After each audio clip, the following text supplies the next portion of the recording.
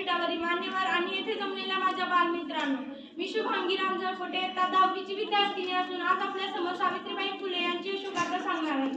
सावित्रीबाई फुले यांची यशोगाथा सांगायचं म्हटलं की प्रथम त्यांना समजून घ्यावं लागेल. सावित्रीबाईंना समजून घ्यायचं म्हटलं की माझ्या मनात विचार येतो की जेव्हा सावित्रीबाईंचा जन्म झाला, जेव्हा त्या शिकल्या, बोलायला वाचायला शिकल्या, हे खूप सोपं आहे, परंतु हे सर्व कार्य त्यांनी ज्या परिस्थितीमध्ये केलं त्या परिस्थितीचा जर आढावा घेतला तर सावित्री म्हणजे खरी कोण होती हे आपल्याला कळेल.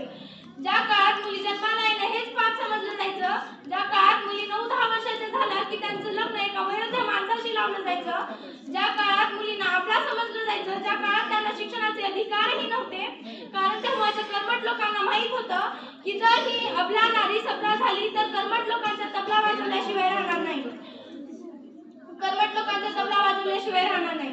सावित्रीबाई या भयंकर काळात एका वाघिणीचा जन्म झाला. त्या वाघिणीचं नाव म्हणजे सावित्रीबाई फुले. सावित्रीबाई फुले ही पहिली महिला शिक्षिका असं वाक्य आपण अनेकदा ऐकतो, परंतु माझ्या मते हे वाक्य अपूर्ण आहे. कारण सावित्रीबाई म्हणजे जिने समाजाला दाखवून दिलं की शिक्षण हे अधिकार आहे, दान नव्हे.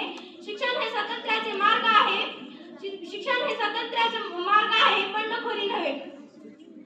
शिक्षण जर पाप असेल तर अज्ञान हे पुण्य म्हणता येऊ शकेल का, असा प्रश्न जिने विचारला, असा प्रश्न विचारण्याची हिंमत समाजामध्ये कोणाकडेही नव्हती.